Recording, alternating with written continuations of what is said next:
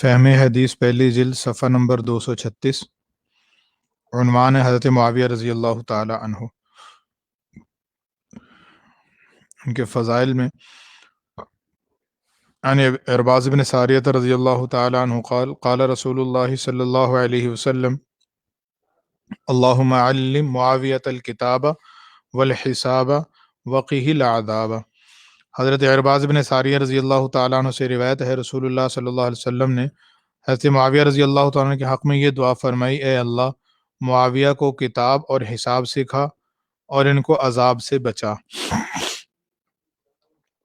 हज़रत अब्दुर्रहमान इब्ने अबी उमैरा रज़ी अल्लाह ताला अन्हु से रिवायत है, रसूलुल्लाह सल्लल्लाहु अलैहि वसल्लम ने हज़रत मुआविया रज़ी अल्लाह ताला अन्हु को यूं दुआ दी, ए अल्लाह मुआविया को हिदायत देने वाला, हिदायत याफ्ता बना दीजिए, यानी खुद भी हिदायत याफ्ता हों, दूसरों के लिए भी रहनुमा बने और इनके ज़रिए से लोगों को हिदायत अता फरमाइए।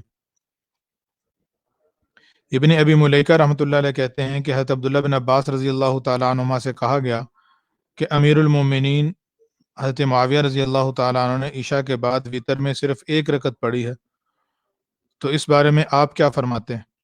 हज़रत अब्दुल्लाह बिन अब्बास रज़ी अल्लाह ताला अन्हुमा ने जवाब दिया कि उन्होंने दुरुस्त किया, क्योंकि वो बिलाशुबा फ़क़ीह और मुजतहिद हैं। उन्होंने इस मसला में बाज़ अहादीस को सामने रखकर इज्तिहाद से काम लिया है, लिहाजा इन पर एतराज़ नहीं किया जा सकता। हालांकि अब्दुल्लाह बिन अब्बास रज़ी अल्लाह ताला अन्हुमा खुद 3 वितर के कायल थे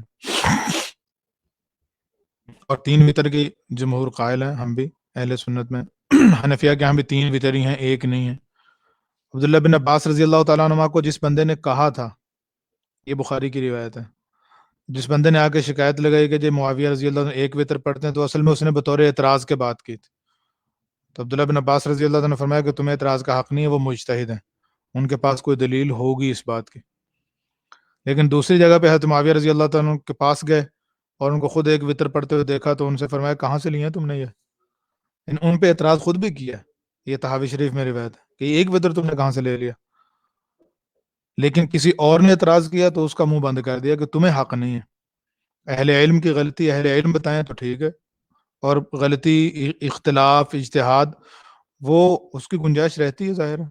आम बंदा फिर उसको एतराज़ और प्रोपेगेंडा शुरू कर देता है, तो उसको मना कर दिया गया। सारिया मर्द का नाम है।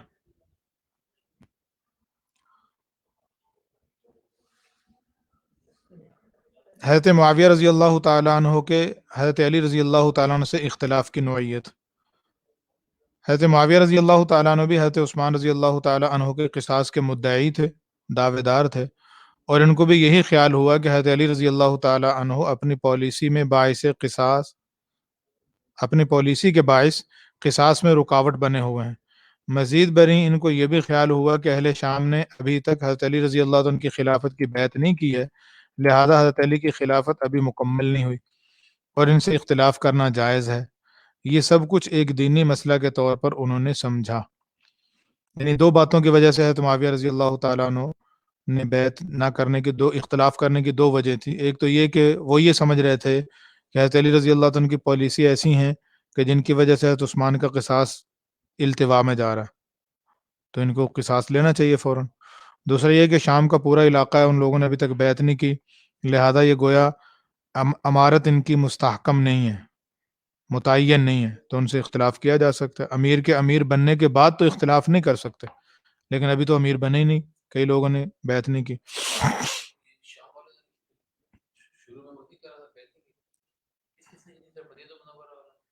यानी बाकी तो सारे लोगों ने कर ली थी। शाम के इलाके में लोगों ने जो है वो हज़रत मुआविया रज़ी अल्लाह ताला अन्हु चूँकि वहाँ के गवर्नर थे, हज़रत उमर के ज़माने से चले आ रहे थे। हज़रत उमर के ज़माने में भी, फिर हज़रत उस्मान के ज़माने में भी, और बल्कि हज़रत उमर रज़ी अल्लाह तआला के ज़माने में इनके हज़रत मुआविया रज़ी अल्लाह तआला के बड़े भाई जिनका नाम यज़ीद था, यज़ीद बिन अबू सुफ़ियान रज़ी अल्लाह ताला अन्हु सहाबी थे, वो गवर्नर थे शाम के। उनका इंतकाल हुआ तो किसी ने पूछा कि जी अब किसको गवर्नर बनाएँगे? तो हज़रत उमर रज़ी अल्लाह ने फरमाया कि उनके छोटे भाई हज़रत मुआविया को। ये 20 साल वहाँ के गवर्नर रहे तकरीबन।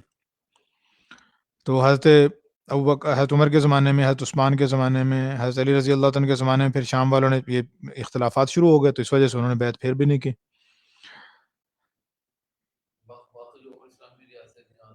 باقیوں نے تو بیعت کر لی تھی سب نے. جی شام ایک، اب تو شام چھوٹا سا ہے نا، وہ شام پوری ایک علاقہ تو بہت بڑا علاقہ تھا، اس میں کئی اور بھی ملک داخل تھے. ابو مسلم خولانی رضی اللہ تعالیٰ عنہ سے روایت ہے کہ انہوں نے حضرت معاویہ رضی اللہ تعالیٰ عنہ سے کہا، تم خلافت کے بارے میں حضرت علی رضی اللہ تعالیٰ عنہ سے جھگڑنے چلے ہو، کیا تم حضرت علی کے برابر ہو؟ حضرت معاویہ رضی اللہ تعالیٰ نے کہا، میں ان کے برابر ہرگز نہیں، اور میں بلا شبہ جانتا ہوں کہ وہ مجھ سے افضل ہیں اور مجھ سے زیادہ خلافت کے حقدار ہیں، لیکن کیا تمہیں معلوم نہیں کہ عثمان رضی اللہ تعالیٰ عنہ مظلوماً قتل کر دیے گئے؟ میں ان کا چچا زاد بھائی اور ولی ہوں اور ان کے خون کا بدلہ چاہتا ہوں. تم ان سے جا کر کہو کہ وہ قاتلین عثمان کو ہمارے حوالے کر دیں تاکہ ہم ان کو قصاص میں قتل کر دیں. چنانچہ لوگ حضرت علی رضی اللہ عنہ کے پاس آئے اور ان سے اس سلسلہ میں گفتگو کی تو آپ نے فرمایا، وہ پہلے میری خلافت کی بیعت میں داخل ہو جائیں، پھر قاتلین عثمان کا معاملہ میرے سامنے رکھیں. لیکن یہ بات حضرت معاویہ رضی اللہ تعالیٰ عنہ نے نہیں مانی.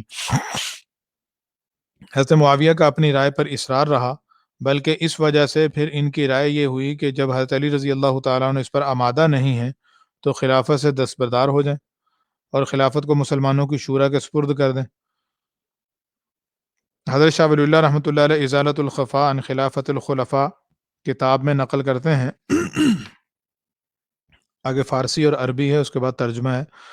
جب حضرت ابو ہریرہ اور حضرت ابو درداء اور حضرت ابو ہریرہ اور حضرت ابو درداء رضی اللہ تعالیٰ عنہما حضرت علی رضی اللہ تعالیٰ عنہ کے پاس سے پلٹ کر آئے، اور یہ دونوں حضرت معاویہ اور حضرت علی رضی اللہ تعالیٰ عنہما کے مابین درمیانی واسطہ تھے، اور حضرت معاویہ کا مطالبہ تھا کہ حضرت علی خلافت سے دستبردار ہو کر اس معاملہ کو مسلمانوں میں شورا کے سپرد کر دیں.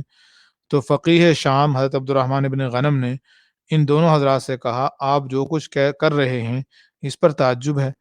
آپ کے لیے یہ کیسے جائز ہے کہ حضرت علی رضی اللہ تعالیٰ عنہ کو اس بات کی دعوت دیں کہ وہ معاملہ شورا کے سپرد کر دیں، حالانکہ آپ کو علم ہے کہ حضرت علی سے مہاجرین و انصار اور اہل حجاز و عراق بیعت کر چکے ہیں، اور جو حضرات علی رضی اللہ تعالیٰ عنہ کو بطور خلیفہ پسند کرتے ہیں وہ ان لوگوں سے بہتر ہیں جو ان کو بطور خلیفہ نہیں چاہتے، اور جن لوگوں نے ان سے بیعت کی ہے وہ ان لوگوں سے بہتر ہیں جنہوں نے ان سے بیعت نہیں کی. اور حضرت معاویہ کا بھلا شورا میں کیا دخل ہے؟ وہ تو طلقاء میں سے ہیں جو فتح مکہ کے موقع پر اسلام لائے اور اس وقت ضعیف الایمان تھے اور جو خلافت کے اہل نہیں. اور حضرت معاویہ اور ان کے باپ ابو سفیان تو غزوہ احزاب یعنی خندق میں کفار کے سربراہ تھے. تو اگرچہ اب یہ اہل ایمان ہیں اور صحابی بھی ہیں، لیکن حضرت علی رضی اللہ تعالیٰ عنہ اور دیگر مہاجرین اور انصار کے برابر نہیں، بلکہ درجہ میں ان سے بہت پیچھے ہیں. یہ سن کر دونوں حضرات نے ان کے سامنے اپنی آمد پر ندامت کا اظہار کیا اور اس بات سے توبہ کی. حضرت معاویہ رضی اللہ تعالیٰ عنہ اپنے اجتہاد اور اپنی رائے پر قائم رہے اور اپنے موقف ہی کو درست اور حضرت علی رضی اللہ تعالیٰ عنہ کو خطا پر سمجھتے رہے، اور جیسے جیسے وقت گزرتا گیا ان کے موقف میں سختی آتی گئی، اور وہ یہ خیال کر کے کہ حضرت عثمان رضی اللہ تعالیٰ عنہ کے باغی اور قاتل حضرت علی کی فوج میں داخل ہیں اور حضرت علی ان کے خلاف کوئی اقدام کرنے پر تیار نہیں، اور اگر ہم نے بیعت بھی کر لی تو بیعت کے بعد بھی ان کے خلاف کوئی اقدام نہ کریں گے، جبکہ ہم باغیوں اور قاتلین سے قصاص لے سکتے ہیں اور ان کے سرکوبی کر سکتے ہیں. وہ اس نتیجہ پر پہنچے کہ حضرت علی کے مقابلہ میں ہم خلافت کے زیادہ حقدار ہیں. یعنی ابتداً تو ان کی رائے یہ تھی کہ حضرت علی چونکہ افضل ہیں تو خلافت کے حقدار وہی ہیں، لیکن حضرت عثمان کا قصاص لیں. لیکن بعد میں چلتے چلتے ان کو یہ خیال ہوا کہ تو قصاص لے نہیں رہے تو یہ پھر خلافت سے دستبردار ہوں، اور اب یہ چونکہ لے نہیں رہے تو اب یہ خلافت کے اہل نہیں رہے، ہم ان سے زیادہ خلافت کے حقدار ہیں.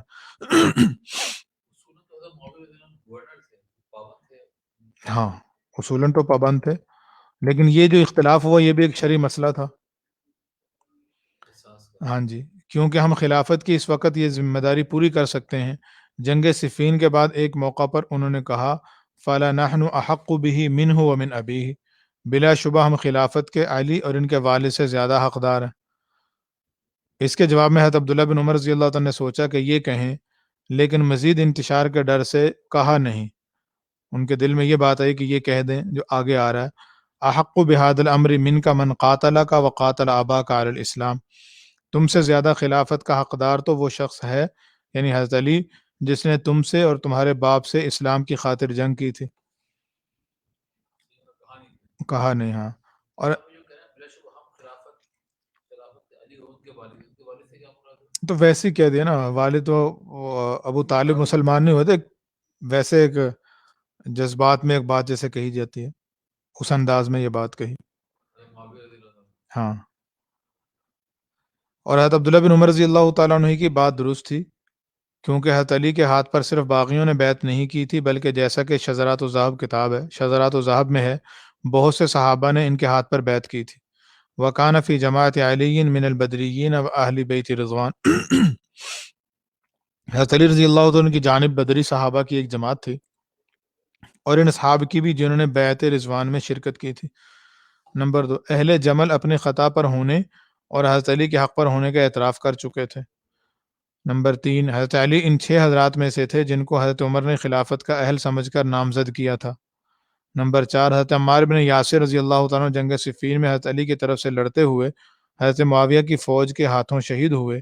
ان سے رسول اللہ صلی اللہ علیہ وسلم نے فرمایا تھا، تقتلک الفئۃ الباغیہ، تمہیں باغی جماعت قتل کرے گی.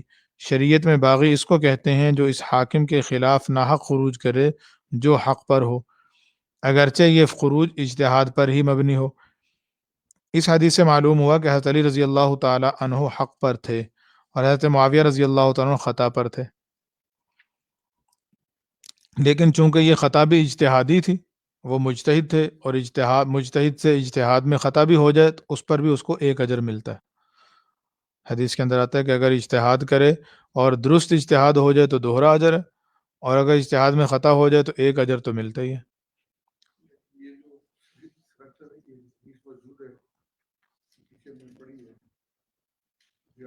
تقتلک الفئۃ الباغیہ.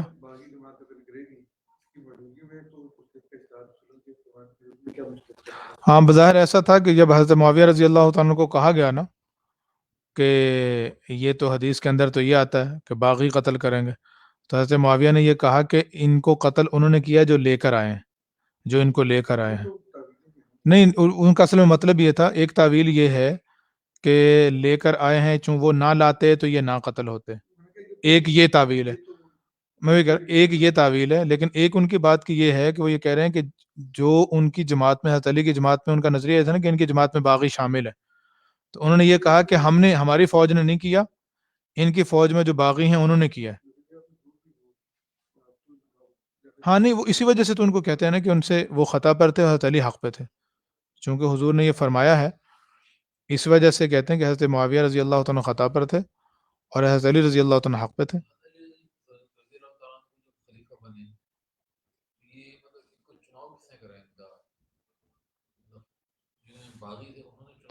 نہیں، باغیوں نے تو بیعت کرنی ہی تھی، ظاہر ہے ان کو یہ تھا کہ یہ اگر بیعت نہ کی تو اور بھی مسئلہ ہو سکتا ہے، لیکن مسلمانوں نے اصل جو بدری صحابہ تھے، مدینہ منورہ کے مہاجر صحابہ تھے، انصار صحابہ تھے، ان سب نے بیعت کی تھی حضرت علی رضی اللہ تعالیٰ عنہ کی، اور جو باغی تھے انہوں نے بھی بیعت کر لی. یہ تو تقریباً طے کی طرح ہی تھا نا، جو موجود صحابہ تھے وہ تو کبار صحابہ، بڑے بڑے صحابہ تو موجود تھے نا مدینہ منورہ میں.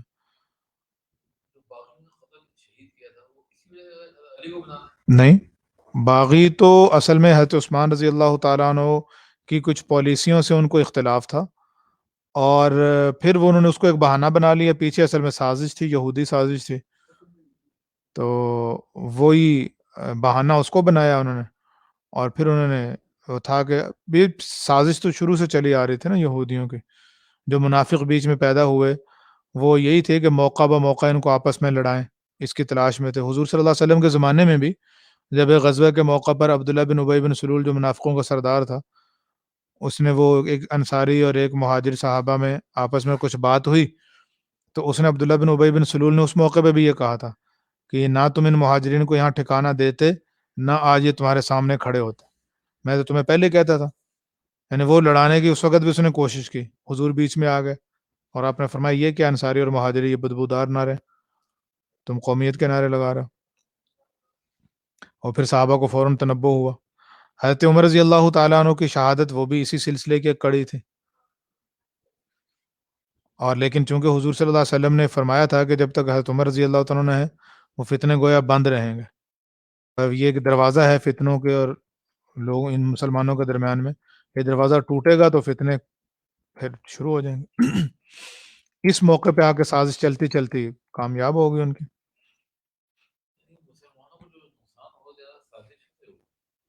تو ایسے ہی ہے.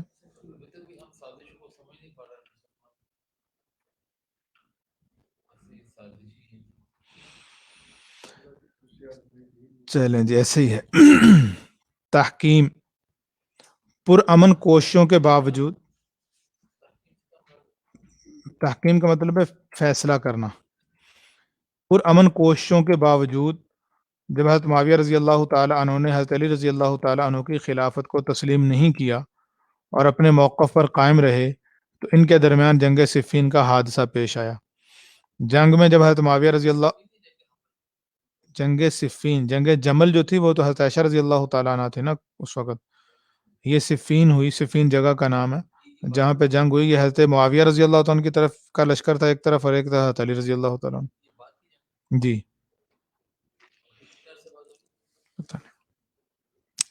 جنگ میں جب حضرت معاویہ رضی اللہ تعالیٰ عنہ کی فوج شکست کے قریب ہوئی تو ان کے آدمیوں نے نیزوں پر قرآن پاک اٹھا لیے کہ آؤ جنگ بند کر کے قرآن کو اپنا حکم اور فیصل بنا لیں. حضرت علی رضی اللہ تعالیٰ عنہ اس موقع پر اس کو جنگی چال سمجھتے ہوئے اس سے متفق نہ تھے، لیکن ان کی اپنی فوج کے ایک بڑے حصے کی مخالفت کی وجہ سے ان کو جنگ بند کرنا پڑی اور تحکیم کا معاملہ پیش آیا. جو حکم مقرر ہوئے، یعنی فیصلہ کرنے والے جو حکم مقرر ہوئے، ان کو چاہیے تھا کہ وہ قرآن و سنت کی روشنی میں ثابت کرتے کہ حق پر کون ہے اور خطا پر کون ہے. لیکن معلوم ہوتا ہے کہ اختلاف اور کشیدگی کے شدید ہونے کے سبب سے ان کی رائے اس طرف مڑ گئی کہ موجودہ حالات میں کون سا قدم زیادہ بہتر رہے گا. اس لیے جب انہوں نے یہ فیصلہ دیا کہ حضرت علی رضی اللہ تعالیٰ معزول کیے جاتے ہیں تو حضرت علی نے ان کی بات کو، ان کو تفویض کردہ دائرہ اختیار سے باہر سمجھا اور اس کو قبول نہیں کیا. حضرت علی رضی اللہ تعالیٰ عنہ کی ایک خارجی کے ہاتھوں شہادت کے بعد جب حضرت حسن رضی اللہ تعالیٰ عنہ خلیفہ مقرر ہوئے اور انہوں نے حضرت معاویہ رضی اللہ تعالیٰ عنہ کا اپنے موقف پر اصرار دیکھا تو مسلمانوں کے باہمی اختلاف اور خون ریزی سے بچنے کے لیے انہوں نے خلافت حضرت معاویہ رضی اللہ تعالیٰ عنہ کے سپرد کر دی. تو حضرت حسن رضی اللہ عنہ نے 6 مہینے کے بعد پھر حضرت معاویہ رضی اللہ عنہ کے ہاتھ پر بیعت کر لی. چند وضاحتیں. عامر بن سعد اپنے والد حضرت سعد بن ابی وقاص رضی اللہ تعالیٰ عنہ سے روایت کرتے ہیں، انہوں نے بتایا کہ حضرت معاویہ بن ابی سفیان رضی اللہ تعالیٰ عنہ نے ان سے کہا، ابو تراب، یعنی حضرت علی کا لقب تھا نا ابو تراب، علی پر اعتراض اور تنقید کرنے سے، یعنی ان کو غلطی پر قرار دینے اور خطا کار ٹھہرانے سے آپ کو کیا چیز مانے ہیں؟ تو حضرت سعد نے جواب دیا کہ جب مجھے وہ تین باتیں یاد ہیں جو رسول اللہ صلی اللہ علیہ وسلم نے حضرت علی کے بارے میں فرمائی تھیں تو میں ہرگز ان پر تنقید اور اعتراض نہیں کر سکتا. تو یہ جو بات ہے نا کہ حضرت معاویہ ان سے کہہ رہے ہیں کہ تم حضرت علی پر اعتراض کیوں نہیں کرتے، سب کیوں نہیں کرتے. اس روایت سے بعض شیعہ یہ کہتے ہیں کہ حضرت معاویہ تو ممبر پر حضرت علی کو گالیاں دلوایا کرتے تھے. تو اس کی وضاحت دے رہے ہیں کہ گالیاں دلوانا نہیں ہے، اس کا مطلب سب جس کا ترجمہ یہاں تنقید کیا گیا ہے، بعض حضرات اس کا ترجمہ گالیاں دینے سے کرتے ہیں اور اس طرح سے حضرت معاویہ پر ایک غیر اخلاقی حرکت کے مرتکب ہونے کا الزام لگاتے ہیں. ایک صحابی جن کو رسول اللہ صلی اللہ علیہ وسلم نے ہدایت یافتہ اور ہدایت کنندہ ہونے کی دعا دی ہو اور جن کو حضرت عبداللہ بن عباس فقیہ اور مجتہد کہتے ہوں، ان سے متعلق بات کا یہ ترجمہ کرنا بالکل غلط ہے، کیونکہ سب کا لفظ عربی میں گالیاں دینے کے ساتھ خاص نہیں ہے. صحیح مسلم کی ایک حدیث میں ہے کہ تبوک کے سفر میں آپ صلی اللہ علیہ وسلم نے رفقائے سفر کو یہ ہدایت فرمائی کہ کل جب تم تبوک کے چشمے پر پہنچو تو تم میں سے کوئی شخص اس کے پانی کو میرے پہنچنے سے پہلے نہ چھوئے. اتفاق سے 2 شخص قافلہ سے آگے نکل کر چشمہ پر پہلے پہنچ گئے اور انہوں نے غلطی سے پانی پی لیا. جب آپ صلی اللہ علیہ وسلم کو اس کی اطلاع ہوئی تو حدیث میں ہے فَسَبَّهُمَ النَّبِيُّ صلی اللہ علیہ وسلم، حضور صلی اللہ علیہ وسلم نے ان کو سب کیا. تو اب یہاں یہ تو نہیں ہوگا کہ حضور نے ان کو گالیاں دی، یعنی آپ صلی اللہ علیہ وسلم نے ان دونوں کو سب فرمایا، جس کا مطلب صرف یہی ہو سکتا ہے کہ آپ نے ان کو ان کی غلطی پر ٹوکا، خطا کار ٹھہرایا اور سخت سست کہا، یعنی تنبیہ کی، ڈانٹا، جیسے کہ برا بھلا کہا، تنقید کی، اسی کا مطلب ہے. تو حضرت معاویہ رضی اللہ تعالیٰ عنہ چونکہ کہتے تھے کہ حضرت علی کی پالیسی ٹھیک نہیں ہے، وہ تنقید کے مستحق ہیں، اس لیے انہوں نے کہا میں تنقید کرتا ہوں تو آپ کیوں نہیں کرتے؟ انہوں نے کہا جی میرے سامنے ان کے فضائل ہے، میں اس لیے ان پہ تنقید نہیں کرتا. ہاں. اچھا، اب ہوتا یہ ہے کہ بعض اوقات بعض حضرات جو ہیں وہ حضرت معاویہ رضی اللہ تعالیٰ عنہ کا دفاع کرتے ہوئے یزید کا بھی دفاع کرتے ہیں کہ یزید بھی صحیح تھا. اور بعض بے اعتدالی یہ ہوتی ہے کہ بعض حضرات یہ کہتے ہیں کہ وہ یزید کو برا کہتے ہیں تو حضرت معاویہ پر الزام ٹھہراتے ہیں. یہ دونوں بے اعتدالی ہیں. حضرت معاویہ رضی اللہ عنہ صحابی رسول ہیں، حضور کی دعائیں ان کو ملی ہیں، ان کے اپنے فضائل مناقب اپنی جگہ پہ ہیں. اور ہاں، بعض ایسے بھی جو حضرت معاویہ رضی اللہ تعالیٰ عنہ کو حضرت علی سے افضل کہتے ہیں، یہ بھی غلط ہے. حضرت معاویہ رضی اللہ تعالیٰ عنہ کی وجہ سے یزید کا دفاع کرنا یہ بھی ٹھیک نہیں ہے، اور یزید کی برائی کو حضرت معاویہ کے ذمہ لگا دینا یہ بھی ٹھیک نہیں ہے. یزید کو ولی عہد مقرر کرنا. حضرت معاویہ رضی اللہ تعالیٰ نے یہ خطبہ میں یہ دعا کی، اللہم ان کنت تعلم انی ولیتہ لانہ فیما اراہ اہل لذالک فاتمم لہ ما ولیتہ وَإِن كُنْتُ وَلَّيْتُهُ لِأَنِّي أُحِبُّهُ فَلَا تُتْمِمْ لَهُ مَا وَلَّيْتُهُ.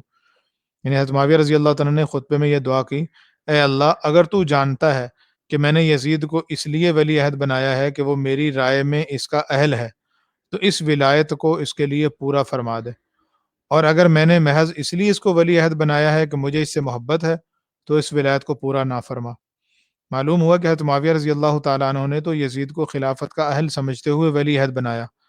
بعض اور صحابہ کی بھی یہی رائے ہوئی کہ اگرچہ یزید امت میں سب سے بہتر آدمی نہیں، لیکن اس طرح سے امت کے انتشار اور افتراق سے بچا جا سکتا ہے، کیونکہ پہلے کوئی 6-7 سال سے لڑائیاں چلتی آ رہی تھی آپس میں، اور حضرت معاویہ رضی اللہ تعالیٰ عنہ بلکہ حضرت معاویہ سے پہلے جب حضرت حسن حضرت علی رضی اللہ عنہ کی خلافت کے دور میں لڑائی آپس میں بھی چلتی رہی، مسائل بڑھتے رہے.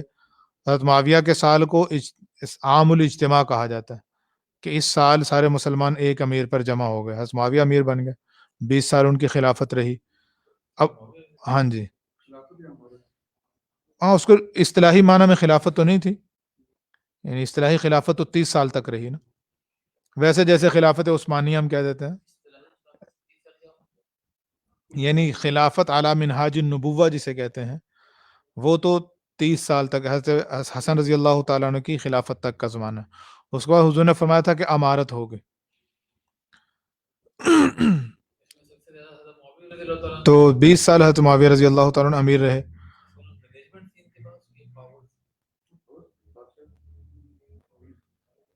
یعنی 20 سال تک زندگی 20 سال تک رہے، جب تک زندہ رہے تو وہی رہے.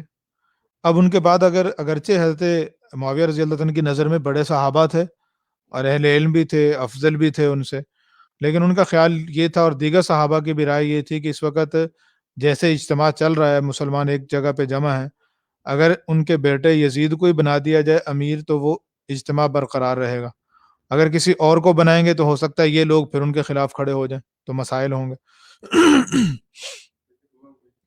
چنانچہ حضرت بشیر رضی اللہ تعالیٰ نے کہا، یقولون انما یزید لیس بخیر امت محمد صلی اللہ علیہ وسلم وانا اقول ذلك ولكن لأن یجمع اللہ امت محمد احب الی من ان تفترق.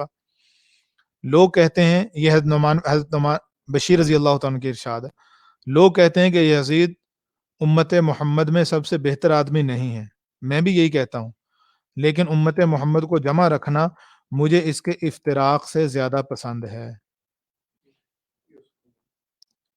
تنبیہ: یہ دو وضاحتیں اس لیے ذکر کی ہیں کہ معلوم ہو جائے کہ حضرت معاویہ رضی اللہ تعالیٰ عنہ پر جو بھی طعن کیا جائے وہ ناجائز ہے اور اہل حق کی طرف سے اس کے مناسب جواب دیے گئے ہیں. غرض یزید کو ولی عہد مقرر کرنے والوں کے پیش نظر امت ہی کے فائدے تھے، اگرچہ دلائل کی بنا پر اس سے اختلاف کی گنجائش تھی، اس لیے اس کی بنیاد پر بھی حضرت معاویہ رضی اللہ تعالیٰ پر کوئی طعن کرنا یا عیب لگانا جائز نہیں. رسول اللہ صلی اللہ علیہ وسلم کے اہل بیت.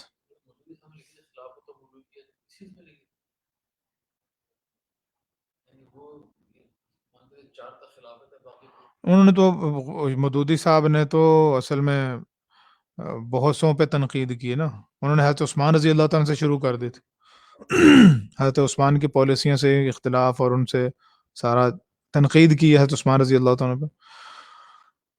ہاں بلکہ بعض جگہ پہ انہوں نے ازواج مطہرات کے بارے میں بھی نازیبا کلمات کہے ہیں، نازیبا عبارت لکھی ہے تفسیر کے اندر، اب بھی ہے.